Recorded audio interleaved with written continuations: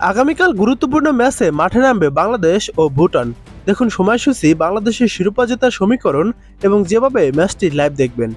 হারলে শিরোপার দৌড় থেকে ছিটকে যেতে হবে, আর জিতলে যদি কিন্তু উপর ভরসা করে টিকে থাকবে আশা। এমন সমীকরণকে সামনে রেখে সাফ অনূর্ধ্ব-17 নারী চ্যাম্পিয়নশিপে গতকাল নেপালের মুখোমুখি হয় বাংলাদেশ দল। শেষ পর্যন্ত ম্যাচটা 4 গোলে জিতে মাঠ ছেড়েছে অর্পিতা বিশ্বাস, আলপিয়া আক্তাররা। হ্যাট্রিক করেছে সুরভি আকন্দ প্রীতি, অন্য গোলটি থুইনু মারমার। এরপর আগামীকাল বাংলাদেশ সময় বিকেল 3টায় বাংলাদেশ ও ভুটান মাঠে নামবে পঞ্চম ম্যাচ খেলতে। এবার দেখুন বাংলাদেশের শিরোপা জেতার সমীকরণ। গতকাল ম্যাচে নেপালকে হারিয়েও স্বস্তিতে থাকার কথা নয় বাংলাদেশের। নিজেদের 4 ম্যাচের 3টি জিতে 9 পয়েন্ট তুলে নিয়েছে তারা। শিরোপা লড়াইটা চূড়ান্ত পর্যায়ে নিয়ে যেতে হলে পরের 2টি ম্যাচও জিততে হবে বাংলাদেশকে। 4 দেশের টুর্নামেন্ট খেলা হচ্ছে ডাবল লিগ পদ্ধতিতে। সবচেয়ে বেশি পয়েন্ট পাওয়া দল হবে চ্যাম্পিয়ন। পয়েন্ট সমান হলে দেখা হবে মুখোমুখি লড়াইয়ে, তারপর গোল পার্থক্য। 4 ম্যাচে প্রতিপক্ষের জালে 10 বার বল পাঠিয়েছে বাংলাদেশের মেয়েরা।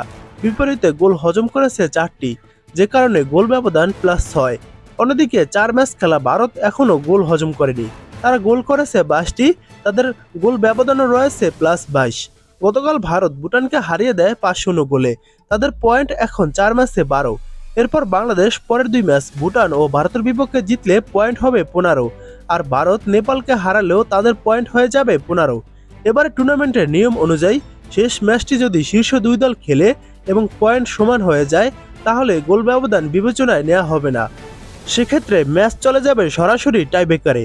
বাংলাদেশ যদি আর কোনো ম্যাচ না হারে এবং ভারত তাদের শেষ ম্যাচ বাংলাদেশের কাছে হেরে যায়, তাহলে 2 দলের পয়েন্ট হবে সমান।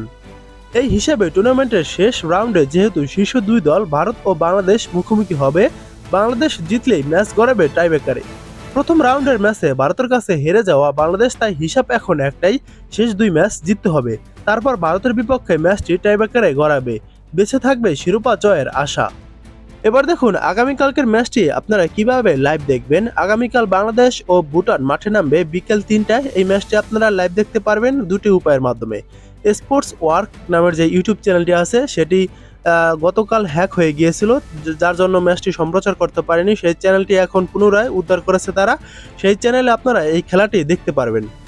তাছাড়া আরও একটি উপায় আপনারা খেলাটি দেখতে পারবেন। স্পোর্টস ওয়ার্ক যদি খেলা না চালায়, সেক্ষেত্রে আপনারা দেখতে পারবেন সাউথ এশিয়ান ফুটবল ফেডারেশন নাম লিখে সার্চ করে দিলে সাউথ এশিয়ান ফুটবল ফেডারেশন নামে একটি চ্যানেল আছে, সেটিও সাপের চ্যানেল। সেই চ্যানেলও আপনারা খেলাটি দেখতে পারবেন। এই 2টি চ্যানেলের মাধ্যমে আপনারা শিওর খেলা দেখতে পারবেন।